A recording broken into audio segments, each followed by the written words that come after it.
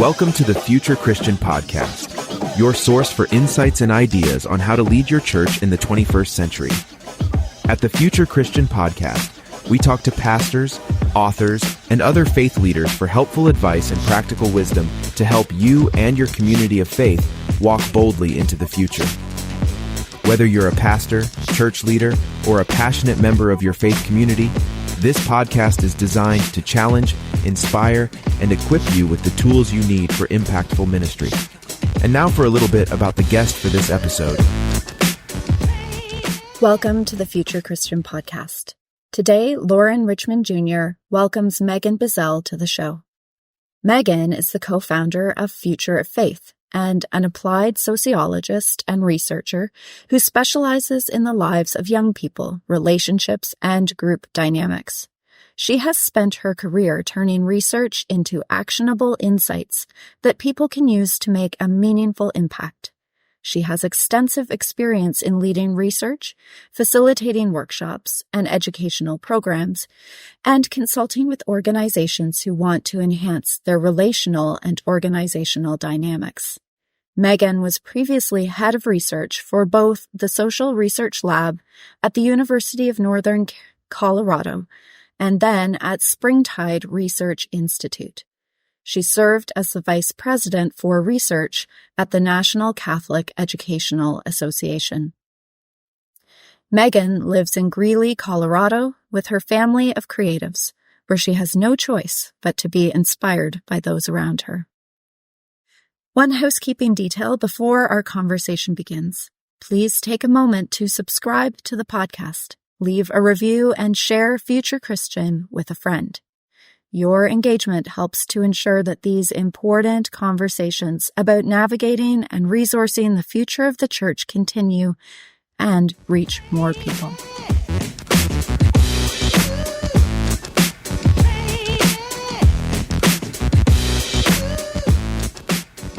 Welcome to the Future Christian Podcast. I'm here with Megan Bissell, and we're recording live and in person from the High Plains Library in Fort Lupton, Colorado. Pretty cool place.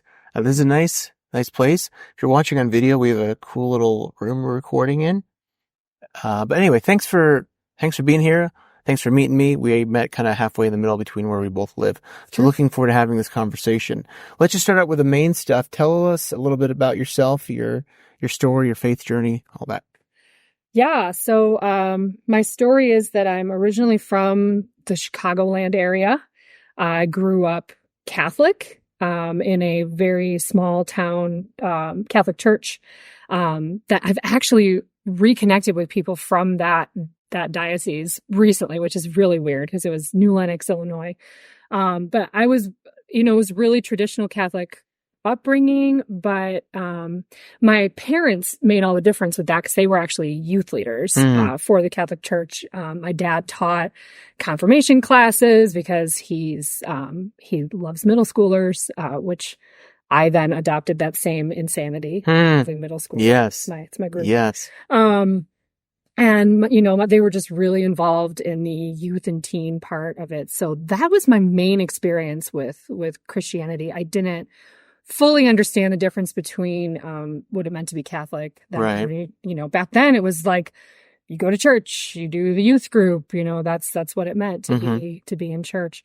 And then I really didn't stick with it. The youth group was really impactful. I still am friends with those people that we had. It was big questions, and the thing I remember the most were that my parents weren't afraid to just allow questions to happen. And I didn't experience that anywhere else in the church experience. It was pretty specific to them just allowing us to be curious and enjoy it and have questions and not have all the answers. So that was my original experience of being Christian. Fast forward through all of my adolescence, my husband and I moved to Colorado, and we happened upon a church that I think had Baptist roots, but we're not really sure because it didn't have a lot of, they didn't talk about denomination much. It was real super artsy, and, it was teachers and college kids and artists. And, it was really about the community. Like it went from, a structured Catholic upbringing to this place of just loving people. And that is then how I have really shaped and formed my Christian experience. Awesome. Awesome. Thanks for sharing that. Yeah. What are some spiritual practices or spiritual disciplines you do that are meaningful for you? Oh, I'm terrible at this, actually. Consistency is a real thing, but I really find that I will look for moments of peace where I feel like I'm just having a conversation with God. I consider that a practice because it's a very intentional, like, oh, I'm quiet. And it's not, I guess, a form of prayer, right? But it's ritualistic in that anytime I find myself in this particular kind of peace, I'm just having a conversation with God. I do, we have basic prayer rituals and things like that, but no real solid practices. We're open to trying new things and exploring and seeing what kind of things stick. Yeah. How about you? I want to know about your practices. Well, something that I've been trying to do of late is just like, I did this last night it helps me really, like, as I think about the next day, is think like, what is one thing I was grateful for that day and one thing I'm looking forward to, like, the next day. That's so awesome. I feel like it helps me go to sleep at a minimum. Yeah. Yeah. So, I've really tried to be more into prayer of late. So, like, being that I'm not in like full-time ministry right now, one thing that I try to do on Sunday mornings is just say a quick prayer for like the pastors I know who are in ministry or will be preaching. So obviously, as we're recording this, it's July 19th. So obviously, like last Saturday, Sunday, I was praying a lot for my clergy friends. Yeah. Thinking about them and their messages they're going to have to preach in light of the events with Trump. Indeed. But so that's something that I've been trying to work on of late. I love that. I've been finding kind of like a Lectio Divina style with poetry, like little short poems like Rupi Kapoor or Ross Gay. They'll just read a little poem and then you find something spiritual in that. And that's been not, and I don't do it consistently, but I do find myself doing it a lot more. Like I'm looking for that connection to words and a message and things like that. So I really appreciate that. This leads me into something we may or may not talk about here, but I noticed this as I was like, and it kind of came up in conversation, hopefully an episode that will air before ours with Rebecca and Simon Peter, who's a Methodist-based church consultant. But we're talking about, I think, the importance of religion. And I imagine you as sociology work talk about this a lot. But I was thinking about this Sunday as I was in church myself, thinking like singing these songs I didn't really feel like singing. Like how much like it's like, to me, I think about it as like a discipline or like a going through the motions. It sounds terrible, but going through those motions kind of like gets you in that, I don't want to say mood or spirit, or kind of like I wouldn't just like jump up and be like, oh, I want to sing praises to Jesus because I'm grumpy today. Yeah. Right. But doing that motion gets me into like, okay, I can do this. Yeah, actually, we're going to talk about this later. Yeah. But we do this in our sacred listening tools, Future of Faith. That's one of the very first things we do is that intention setting, because it sets a tone. It's a signal to your, to your practice, to your brain, to like set the tone and the energy for the space, which is exactly what you would do with a song. Like sometimes it's just you need those words to connect to that moment. So it's our intention setting part. Yeah. This is good. Let's keep going. So let's talk about your work. Megan, what's your title? So I am the co-founder and executive director of Future of Faith. Okay. My co-founder is Dr. Josh Packard, who has been on this show before, and folks know him in the space. Yes. He and I have worked together for over a decade now, and in various capacities. And the executive director part of my title is that we turned Future of Faith into a nonprofit. And so somebody had to do that operation stuff, and that's where I come in. You know, he's the face. Yeah. He's the one that stands on the stage and You're doing the real work. I would not say that. I think he's got it harder, but, the two of us together, have done, you know, this kind of work for a long time, and decided to shape it into something really, really kind of niche and based on all the things that we've done together for the last 10 years. So, Future of Faith is the culmination, like the next step of the work that we've done over the last decade. We're both sociologists and researchers. He's a sociologist in religion. I study group dynamics and social interactions in organizations. Yeah. So the two of us together kind of have that. We were the originating staff of Springtide Research Institute, which studies the lives of young people ages 13 to 25. He was the executive director. I was the head of research. And there we were collecting the largest data set about young people and religion in the country. And we were moving into this place of, it was useful. Like we would never do anything that wasn't useful. But we needed to take it a step further and really make it something that people could use in their local context. And so he and I were already talking about moving into this place of, what would it mean to have information that's hyper local and relationship based so that you can respond to your direct context? Like, it's great to know what's happening with young people in the larger context in the world. Of course, we always need that. There's loads of data about that. But what would it mean to like take these skills of information gathering and pattern recognition and like give it to a minister so he can use that in his local context? So Future of Faith is the result of that. Yeah. It's the dream work. Like, we got to this place of how do we use sociology? How do we help folks use sociology in a way that's accessible? So yeah, we create, listening tools. So our sacred listening tools are both a theory and a process that we use to help people do sociology in their local context. And I can explain more about that. Yeah. Let's start with some of what you learned from Springtide, from your work there with researching young people.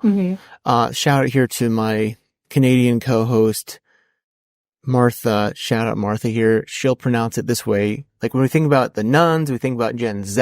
That's Martha, Canadian non-American. Shout out there. I guess they all say it Gen Z, not Gen Z. So let's talk about the challenges with that Gen Z. You know, whether it be the nuns, not so much the nuns, but certainly that younger generation.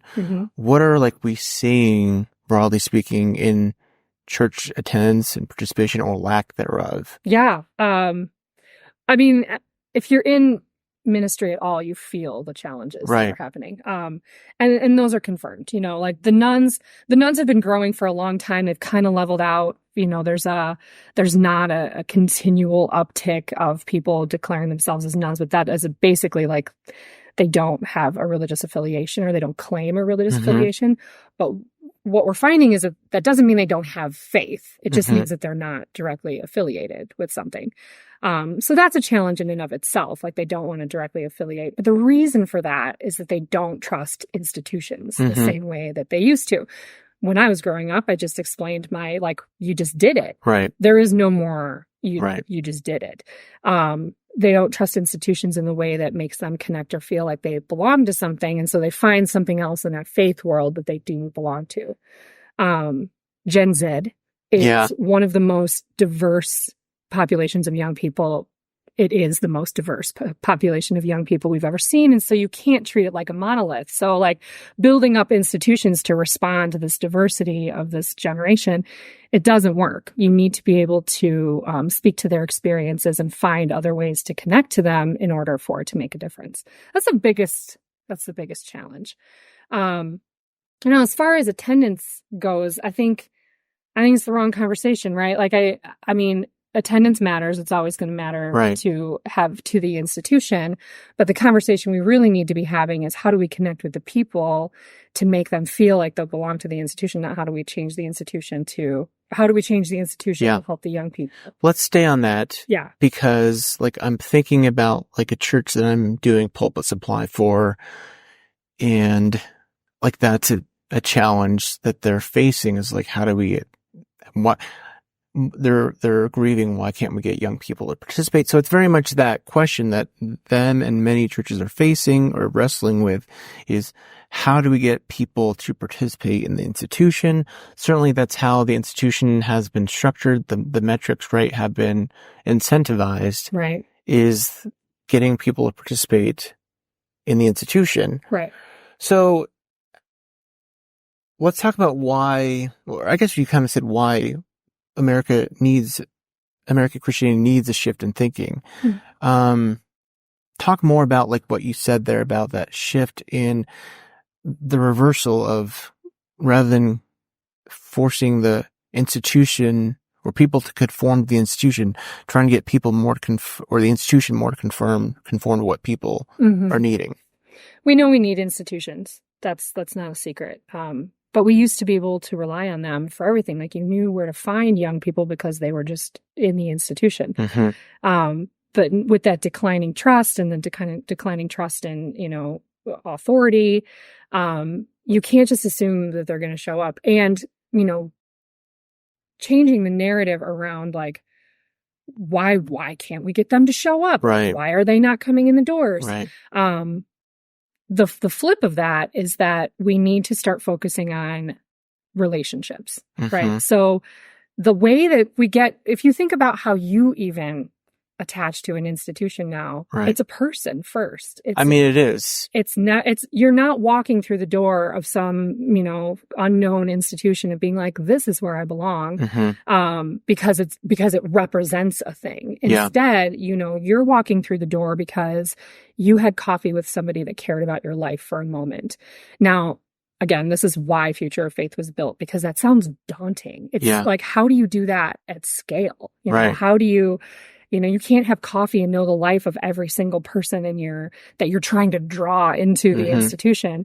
And we can get to that later. Yeah. I'm like, well, don't tease it out too soon. But I think that the adjustment in thinking about, relationships come first. And how do we do relationships in order and then once they're in the institution, then you can start, then you can teach them, then you can help them understand, and you can have conversations, you can develop further relationships, but it has to start with that connection piece first. It's not I mean, I appreciate for sure two things you said there, like not being anti-institutionalist. I feel like this is a broad brush, but I feel like real sociologists are like recognize the value of institutions. Y'all are not just like, pure deconstructionists. Two, I think it's interesting, like what you said there about the relationship, because I'm thinking about how that relationship can be formed. And correct me if I'm wrong here, but I'm thinking like that relationship could be formed on social media, like seeing clips of a pastor or somebody at the church can build a relationship. Maybe not the best way, but that could be, yes. It's a start, for sure. I think even in like mainline or progressive church circles, there's this idea like if we can just like, this is going to sound harsh, but like run up a rainbow flag, people are just going to start running in our door. Right. Which is only partially true. The rainbow flag helps feel as though there is a connection, but they're still not going to, like, unless there's a gateway in. Yeah. They're not just going to rush into your institution. Yeah. Focusing on, you can't just keep, especially this generation, they don't respond to institutions the same way. So you have to be able to find another connection point. So in Josh's book I was seeing on your website, he writes that faith is a conversation. And I was intrigued by that verbiage. Yeah.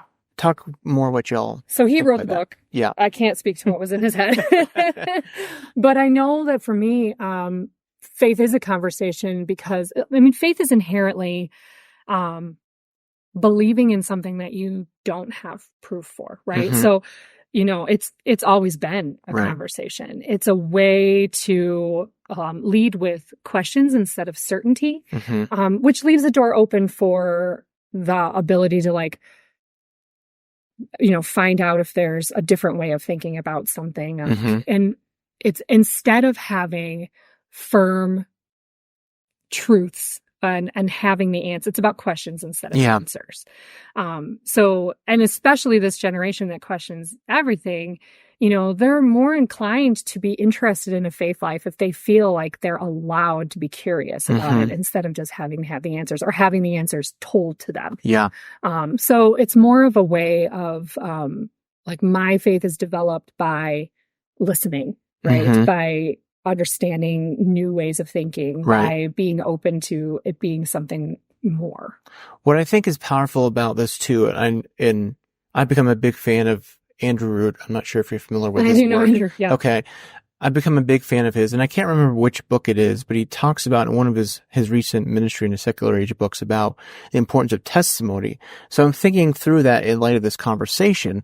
Like, if we're sitting together in a group, we may be sharing some BS. If we're sitting together in a group sharing conversation, like, there's going to be what we might call testimony in that group conversation. Like sharing, like, boy, this was a really tough week. Yeah. Or sharing, like, I had this moment where I was completely whatever, and sharing some testimony. And Root talks about, like, it's in those moments that we can recognize through others' conversation. He calls it testimony, God's presence in our midst. So that's where I really appreciate this importance of conversation. I want to ask another follow-up question, but let's come back to that. Okay.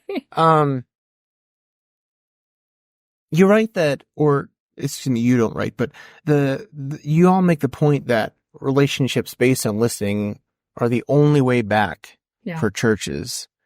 And again, that seems hard, if only because churches so much have been trained in, like, the marketing scheme, the mass homogeneous unit principle, all these kind of, like, church growth tools. Right.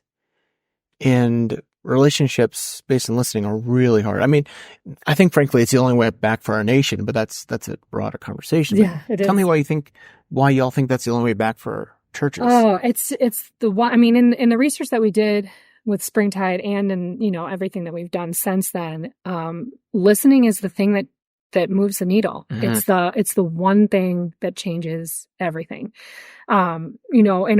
In the principle of Josh's principle of relational authority that he talks about in the book, it's essentially, you can still be an expert in the space, but the person that you're having a conversation with isn't going to trust what you're saying unless you're also demonstrating that you're hearing and relatable and listening to that. And that was the one thing that we found consistently, is that listening led to high levels of trust. Yeah. And so, in this super low trust world, you need high trust tools. You need to be able to build tools to build trust. And relationships are the only way to do that. Now, you're right. It is daunting to think about doing it at scale. Which again, we have tried to kind of tap into the solution for that. But you can't understand, like you were just talking about testimonial and in the question about faith being a conversation, listening to that testimonial not only helps you understand and trust the person across from you because they're telling something sacred about themselves, but that testimonial may be vastly different than my experience. Right. And so understanding that there are that many different kinds of purview toward like people's faith experiences, or like getting something out of hearing somebody's testimonial and thinking, like, I've never thought of it that way. It's the only way to trust, because you're demonstrating that your story is something sacred and unique to yourself, and like might be relatable to mine too. So yeah, the relationships are, again, in all the research that we've done, we've shown that relationships are the key to building trust again, and that trust is how we build the church. So we've kind of talked about where, I guess, the idea came from. Well, let's dive into more about the sacred listening tools. Yeah. Maybe let's start with just kind of like the broad concept, what it looks like. Yeah. Speaking. So, sacred listening is at its core, it's a theory and a process. And so the theory is three main parts. The first one is Imago Dei. We are all sacred. Now, in secular spaces, we refer to this as like, we are all made of star stuff. So it's in places where, especially in conversations with young people who've don't even have the language of faith, sometimes that resonates really well. But basically, we are all of the same, universal stuff. Mm-hmm. And when you put yourself on that level with another person, it's really easy to feel that love, right? Because you're the same. So it starts with Imago Dei. And then, now we are not theologians. Imago Dei is Sure. like our baby theological way into this conversation. And then the second component is communication studies, which we use alignment. So, people have different ways of knowing, of different ways of communicating. So aligning your communication style, and the most simple rudimentary example that we give is the difference between introverts and extroverts. Right. Understand how people communicate. Okay, are you an introvert or extrovert? I am an introvert. Okay, we're going to survive through this interview. We're going to tough it out and then go to our corners. I'm sorry. Right, we're going to need to recharge later. Yeah, very, very much so. But so there's, aligning with that and identities and understanding where people come from. There's that alignment piece. And then the third part of the theory is sociology. So it's pattern recognition. It's asking good questions, recording that information, and then using that information in a way that helps you build trust with another person. So, and then that theory is a 3-part process too. So we just take each section and make it, I wish I had a graphic that I could. Right. I do on the website. But we'll have to make sure we include I'll make sure I include the video. So we built this process to mirror that theory, and then in Imago Dei, we call that our intention section. I referred to this earlier. It's where you find some sort of a ritual or practice that puts everybody in the same space. You remind each other that the space is sacred and each other is sacred. And you do that very intentionally because it sets the tone for the whole rest of the process. And then, so each one of these tools is a different activity, but it's used these same principles to build them. So like we have, I'm gonna explain the activity and explain the process, but there's one that we have that's called Text to Connect, where it's literally just sending text messages to young people and then recording their responses. So the second section in communication studies is ask and record. So you ask good questions and then you record, you literally write down what they're saying and you need that information. So in the Text to Connect exercise, we're asking, how was your day? And you ask that every day. And you get an emoji and you record that emoji and then and then the next part is you sense the pattern. So you might find that somebody's had a really hard time on, at a certain time of day and they send you a bad emoji and you're like, I really need to follow up with that person. But then the magic of all of that in these activities is that you can use that information to scale relationships. Okay. So you've learned in the information, the pattern you've collected in this group of students that you've been, or people, whoever you're talking to, that somebody is, feeling like they're having a hard time with a parent. And you can connect them then with somebody that in your circle. So the sphere is really like helping make connections to those people so that you don't have to keep all of the information in your head. You have relatable information that you can use that builds trust and is intimate and you're building a relationship, but then you can also bring other people in to help manage those relationships so that you're not doing that alone.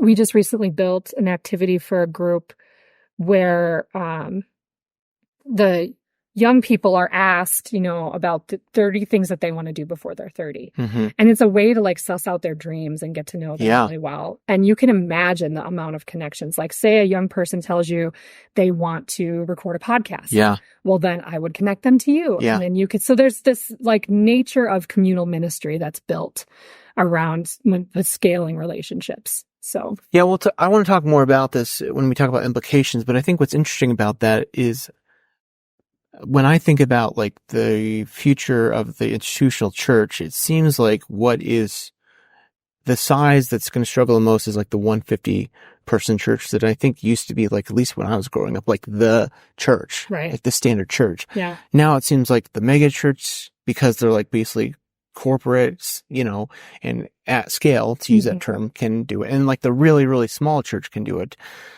Yeah. So I think certainly from a pastor's perspective is the biggest challenge has been you've alluded to is I can't keep track of 150 individuals. Yeah. So talk more about how your methodology, your system can really help with that. Yeah. I mean, a lot of it is the recording, like finding some sort of a system to record. And even if it's something small, just a touch point, because, we say listening, we mean deep listening, but we also mean paying attention. Mm-hmm. Like they could tell you something about Tuesdays, right? And you pay attention to that person needs attention on Tuesday. And then you have a staff member that's around on Tuesdays and you might be able to.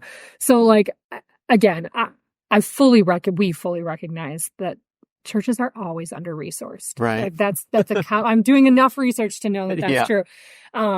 But there's enough resources that you can not hand off relationships, but like share the information enough that person you gathered information from knows they're being heard because other folks are asking about it. Or, you do something very small and simple, like reach out to them on a Tuesday to see how they're doing. It feels very daunting, but it's more about like gathering information that can be used in little ways and sharing the load. And it's enough to build trust and connection. And I'm thinking like ideally it's a situation where the pastor or the clergy person is not necessarily doing the bulk of the, because I'm imagining, and correct me if I'm wrong here, but I'm imagining a situation where I'm recording or I'm engaging in conversation. Someone shares like, they just lost a pregnancy, for instance. Yeah.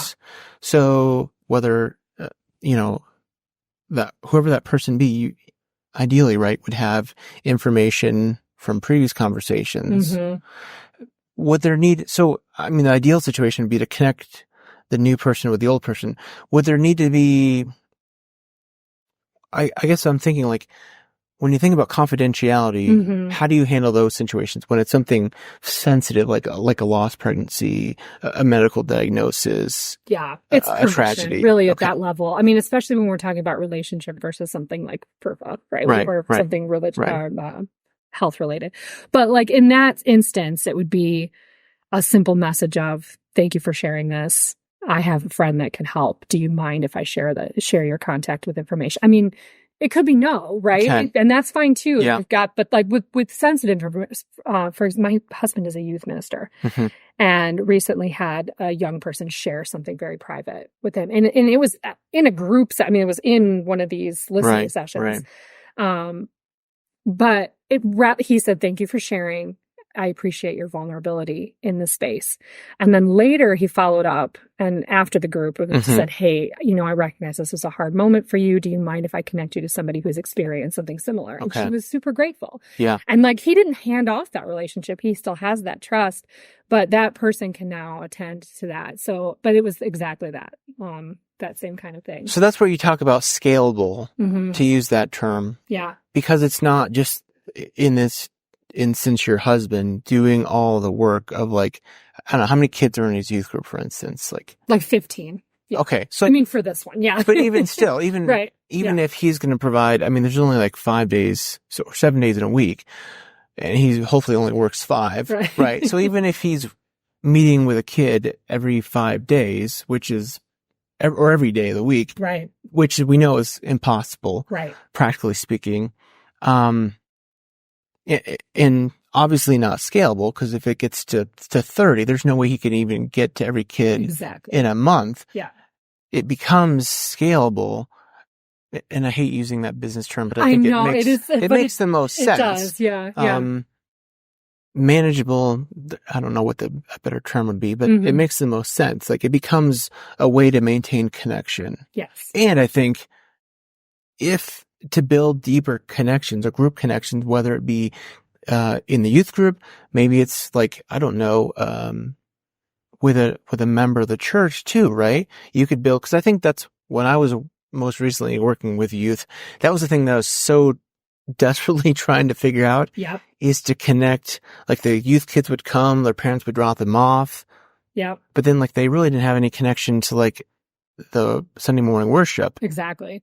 Yep. So we actually, we've built a few activities, and they're on the website about, like, the scaling part of the activity is to, like, say they've done, they've made like an art project all Mm-hmm. together. Or there's one where we literally build like an online community, and then you invite the church community into that so that you're creating those cross-connected networks. Mm-hmm. And you make it 5 people out of 50 but that's still 5 more people that Right. are now leveling that Right. and building that network of Mm-hmm. belonging within the community. We have one where we build like a gallery art walk, and then we have the community come in and do that same kind of project with them, so that they feel that same kind. They have, conversations about identity and things like that, so that the community understands the group better, and Mm-hmm. then you can make those connections a little bit easier. That is exactly what it's all about. It's about removing, and this actually gets to implications a little bit. Yeah. It's removing that like central sage on the stage, preaching from the pulpit focus, and turns it into like a networked community engagement of people that are doing life together. Like that's the shift. I mean, speaking of sustainable, like to me, that's so much more sustainable than the singular focus. Yeah. If only for one, like if my only point of contact in the church is with you, right, and you're senior lead pastor, and you piss me off, like I'm gone. I'm gone, right? Right, exactly. If and it removes all other variables for reasons why you would stay. What if that guy leaves? Then right. you've lost somebody, right. Or a whole family. Right. Yeah, that's exactly right. Yeah. So it's branching out those relationships a little bit more. So this leads to something else I wanted to ask about when we think about implications. Yeah. Is again, church, for lack of a better word, especially when people think church, they think that highly structured Sunday morning worship experience, and I know that differs obviously somewhat depending on your tradition. Of course. Certainly in a more evangelical traditions, it's sort of more laid back, right? There's, I don't know what, if your church identifies in this tradition, it's the 3 songs, the announcements, the message, the closing song. Yeah. In a more mainline church, it's a call to worship. It's passing the peace. It's so there's more familiar rhythms, right? Exactly. But it's still very like structured, and at most, whether it be in an evangelical context, which is like, go say hi to your neighbor, or in a mainline context, let's pass the peace. There's not really a lot of opportunity for that networking, that cross connection. So I've been wondering, as I think about this myself, like, do we need to reimagine like the Sunday morning worship experience? Maybe like where like I thought about like, maybe one week you have like a real structured like rally sermon, but then like follow-up weeks are like based on conversation.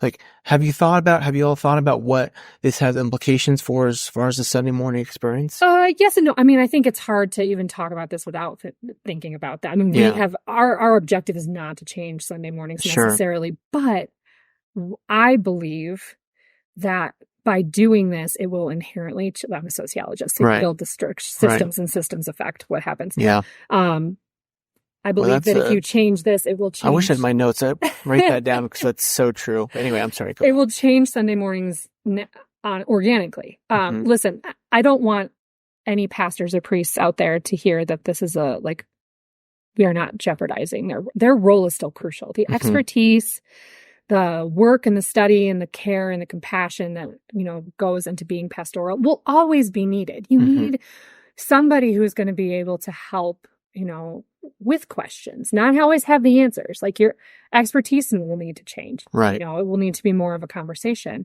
But I think by the nature of developing these like deep community, interconnected bonds it will inherently change the way that Sundays work. Because again, if you're not just going because you want to hear what the one guy that is saying, but you're going because there's a group of people that all feel curious and all feel this joy of being together, like you're more inclined to come. And that will will just by proxy change the way Sundays work.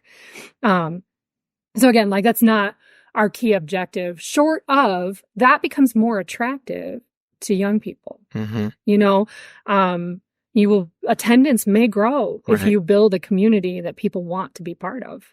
So, I will change Sundays in that I don't know. I do think there's something very comforting about the ritualistic traditions of a Sunday, and that will maybe never go away, but the dynamics will shift. Sure. The pastor will become the expert in the space to help guide or coach versus teach at. And the people will feel more trusting of the things that they say. And so, yeah, I think that's how it changes.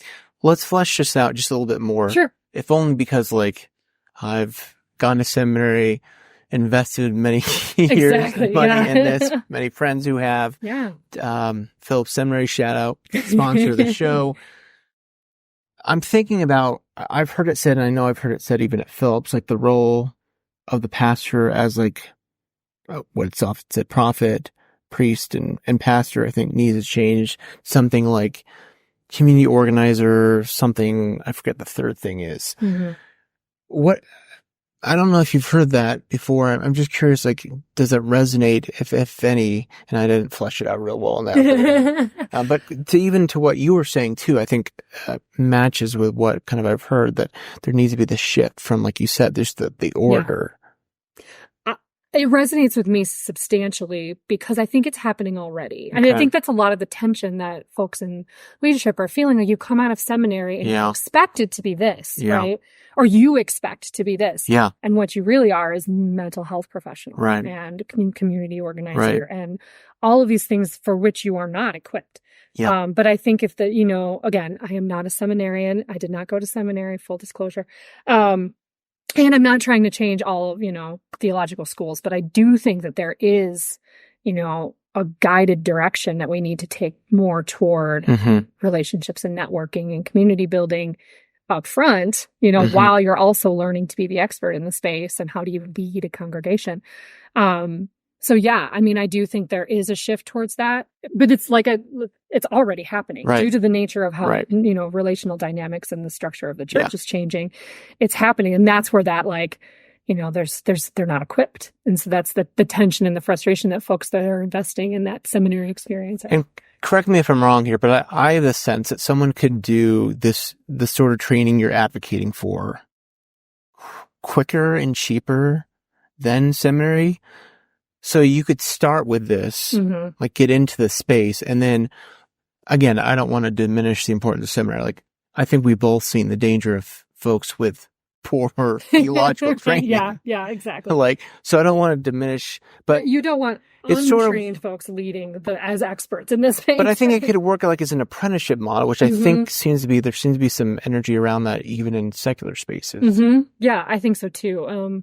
And there's a lot of continuing education programs, even that, I know Princeton does a lot of it where they offer additional supportive, the intermediary parts that don't necessarily fall into the purview of seminary, but give you that additional boost to be able to support outside of the we still need those institutions. Yeah, obviously. Exactly. That's exactly right. Yeah. For sure. Anything else you want to say? I think this has been a good conversation, but before we take a break, any other, something I've missed you want to point out? No, not really. I want to plug Future of Faith only in that, there's a lot more information about the theory and the process on the website. And we build these custom tools to match your context. So, activities or types of things that you might need for your space. We do that, to help you make connections in your area. Everything from an LGBTQ youth group in Florida to, we're working with a group doing TBRI, the trust-based in ministries, which is very cool.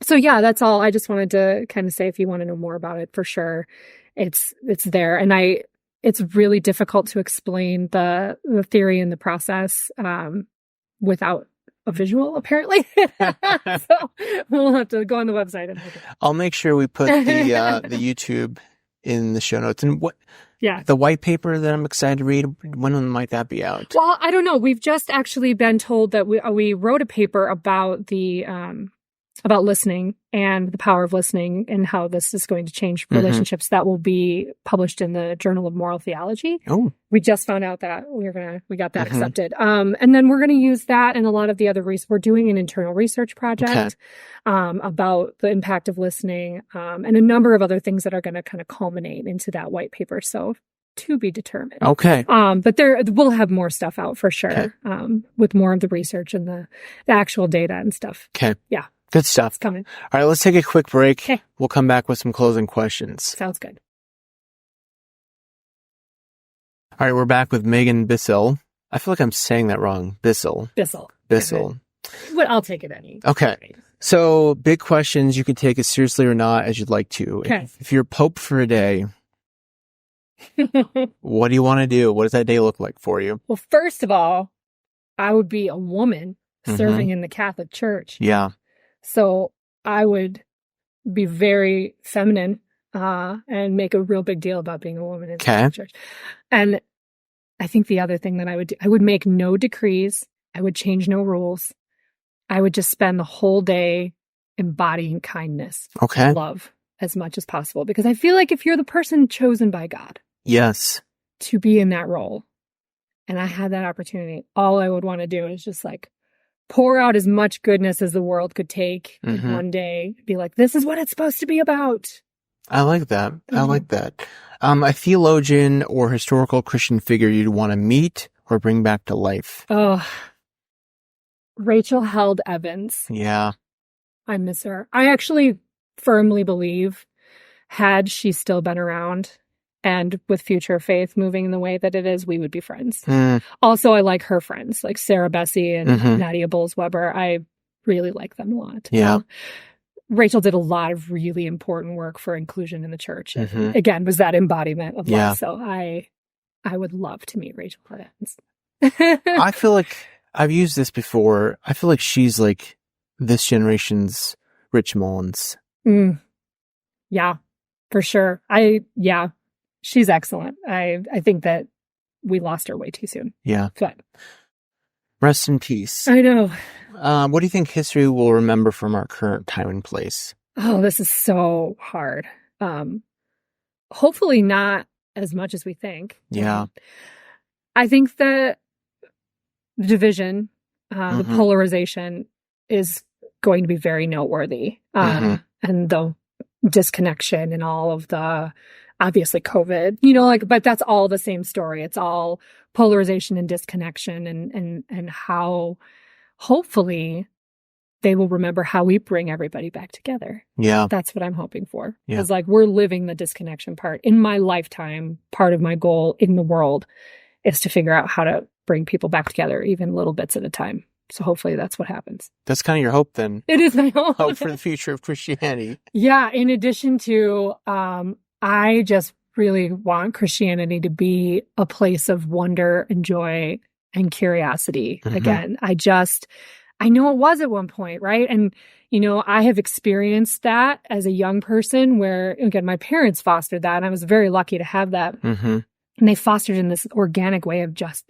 ask questions and be curious and find the fun and joy. Like, wouldn't you rather live in a world where there's a loving God and teaches us, and then what we get from that is meaning and purpose and joy and love and all of that, than not? Like I would. Yeah. So that's what I want. Like, how do we make Christianity that place where that hope of that's the world we live in? Yeah. That's what I want. Yeah. All right. Plug the website. Plug the website again. Futurefaith.org. And you'll find on there our sacred listening theory and tools. The tools are all downloadable. We started out we were hoping that this was just going to be a gift to the church. And that we were, to help ministers make these connections. It has since developed into a lot more than that. We're doing research with mission-aligned organizations to help them move their missions forward. Josh and I are both researchers. So we have a listening and relationship-focused research method that's also on the website. You can see more about that. And honestly, to find me, just email Megan@futureoffaith.org or Josh. He doesn't mind either. Josh@futureoffaith.org.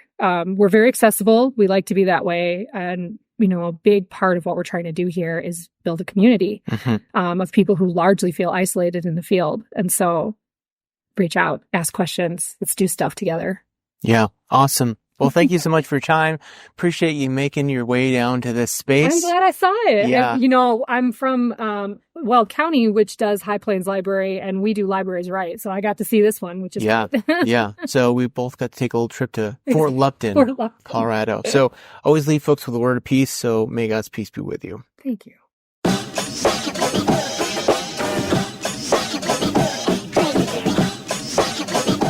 Thanks for joining us on the Future Christian Podcast. The Future Christian Podcast is produced by Resonate Media.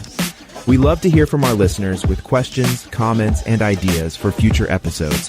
Visit our website at future-christian.com and find the Connect with Us form at the bottom of the page to get in touch with Martha or Lauren. But before you go, do us a favor. Subscribe to the pod to leave a review. It really helps us get this out to more people. Thanks, and go in peace.